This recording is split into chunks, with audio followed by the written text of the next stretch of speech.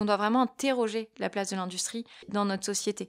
Elle est un élément de la société et si on veut faire transformer les sociétés, il faut que l'industrie se transforme, mais les 2 avancent ensemble et on ne peut pas la détacher de la société, sinon on lui reconnaît un pouvoir qui n'est pas réellement, le pouvoir qu'on doit reconnaître. C'est très désincarné, ça serait un moyen de ne pas faire bouger les choses peut-être.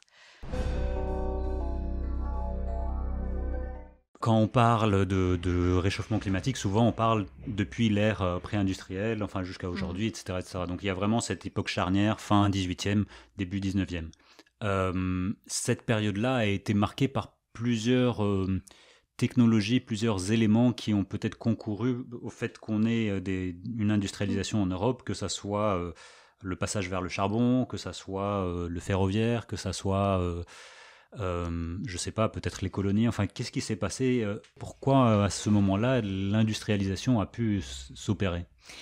Avant l'ère, pré-industrielle, c'est vrai qu'on avait des activités de production, mais qui n'étaient pas dans la même ampleur et avec les mêmes impacts qu'on avait, aujourd'hui, parce qu'on n'était pas capable de produire en volume comme on le fait, actuellement. C'est, la première révolution industrielle, elle est liée aussi à l'arrivée de la machine à vapeur, qui est liée elle-même, à l'utilisation, du charbon, qui a permis d'automatiser certaines tâches et donc de commencer à massifier, concentrer certaines productions au lieu d'avoir des fabrications distribuées. Mais finalement, on avait un schéma qui était, on pouvait avoir, des commerces dans des grandes villes qui allaient confier certaines activités, aux personnes, vivant dans les campagnes, ce qui leur faisait un complément, de revenus, notamment, dans certaines familles, vivant, de l'agriculture. Et donc on était sur des tâches, fortement manuelles, hein, beaucoup de travaux de couture qui pouvaient être confiés et la machine à vapeur, elle a été un 1 élément qui a permis, de modifier complètement, les processus et procédés, industriels et donc au lieu d'avoir ces productions distribuées, de les concentrer dans certains points et puis d'aller vers, vers une production de masse avec une utilisation de la main-d'œuvre très, très conséquente. Et puis progressivement, on a eu d'autres progrès qui ont permis d'intensifier encore la production avec l'arrivée de l'électricité. Et donc, c'est toutes les étapes successives des révolutions industrielles.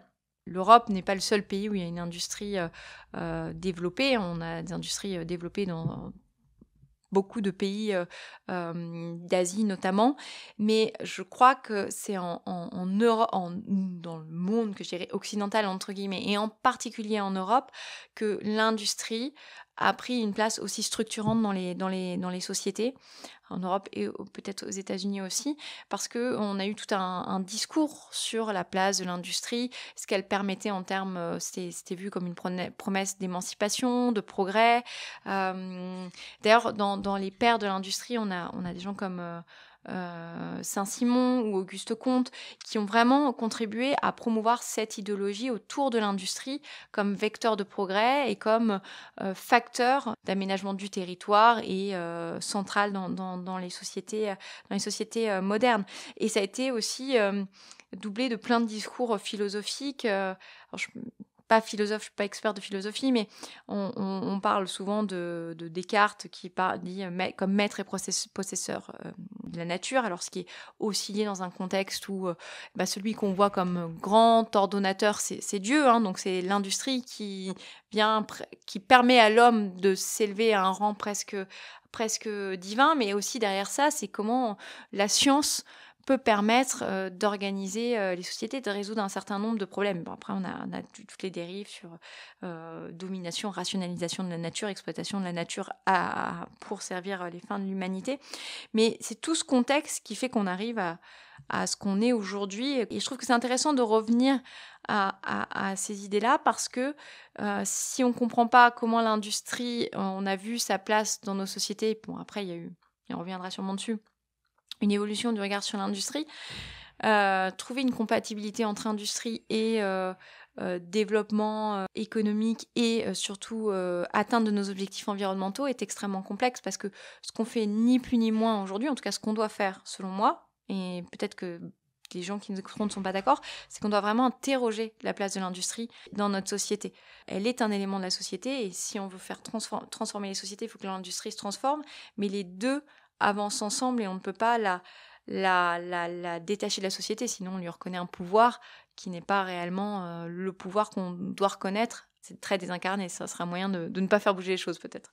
Oui, mais c'est super intéressant cette question, que ce soit d'idéologie et aussi de projet de société, et comment celui-ci est forgé par ou forge l'industrie, quoi. On va le voir évidemment. Euh, il y a eu évidemment des corps de métier qui ont existé grâce à ça, enfin l'ingénierie, il y a eu les guerres, enfin il y a eu beaucoup de choses qui se sont entreliées pendant des années et des années. Et bon, on a fait un énorme bond, mais arrivons peut-être après la Seconde Guerre mondiale. Parce qu'en effet, entre les deux, disons qu'il y a eu cette désarticulation entre agriculture, industrie et ville pendant disons, pas le 20e, mais 19e ouais, siècle. voilà, 19e. Oui, en fait, on a eu la première révolution industrielle, la deuxième révolution industrielle qui doit arriver dans le courant du 19e siècle, le début du 19e siècle, avec toutes les choses. Comment est-ce que l'industrie a aussi contribué à l'effort de guerre. Ça, c'est peut-être des questions plus philosophiques, et je peut-être pas forcément le plus intéressant de porter mon propos là-dessus, mais le vrai tournant, il se fait dans les années au lendemain de la Seconde Guerre mondiale, où dans les pays européens, on a tout l'effort de reconstruction, donc c'est l'idée de reconstruire un pays, et là vraiment les théories productivistes reprennent pied, et d'ailleurs les critiques qui ont pu émerger dans l'entre-deux-guerres, il y a un certain nombre de critiques qui ont émergé sur le productivisme, qui ont été balayées en fait par l'effort de reconstruction, et qui reviendront avec plus de vivacité et de force plus tard, qu'on veut reconstruire le pays, et pour ça on met beaucoup de moyens humains et financiers pour y arriver. Et puis en Europe, on commence à construire, on va poser les bases du marché unique, de l'Union européenne, etc. Et donc d'ouvrir aussi dans les années 60, 70, 80, et la désindustrialisation en France, elle commence dans les années 70, on commence à ouvrir de plus en plus les pays à la concurrence. Et ce qui s'accélérera à partir des années 80 avec la fin d'accords entre les pays, notamment il y a eu l'accord multifibre, puis après l'arrivée de la Chine dans l'OMC en 2001. Et à ce moment-là, on a aussi ce qu'on appelle la troisième révolution industrielle, qui commence dans les années 80, sur les technologies de l'information et de la communication, mais c'est aussi le porte-conteneur qui permet de déplacer énormément de biens industriels pour peu d'argent, en massifiant les transports. C'est la généralisation, enfin, des outils de communication, etc. Et une sorte d'emballement, puisqu'on rentre vraiment dans la société de consommation, mais c'est aussi l'essor de moyens de diffusion, de communication, de marketing de masse, etc.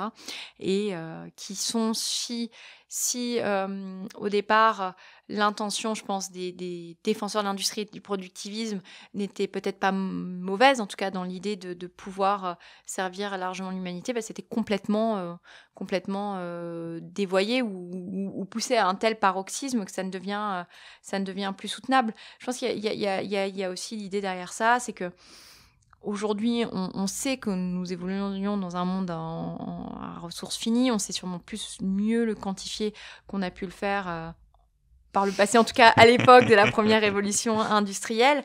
Mais il y a toujours l'idée, je pense, que l'industrie, surtout la technologie, c'est ce qui permet d'apporter des réponses à tous les problèmes, et que finalement, on se dit que même face au problème de fin des ressources, on va trouver une solution, et qu'on y arrivera toujours, et qu'il y a l'idée d'un peu d'un mythe salvateur. Et ce dont on prend conscience aujourd'hui, et dont l'industrie commence à prendre conscience, c'est qu'en fait, non, il n'y a pas contrairement à ce qu'on peut penser, contrairement à ce que la science-fiction nous essaye de nous faire croire, il n'y a pas de plan B, il n'y a pas de planète B, et il n'y aura pas de capsule dans laquelle on pourra aller se réfugier comme dans Interstellar.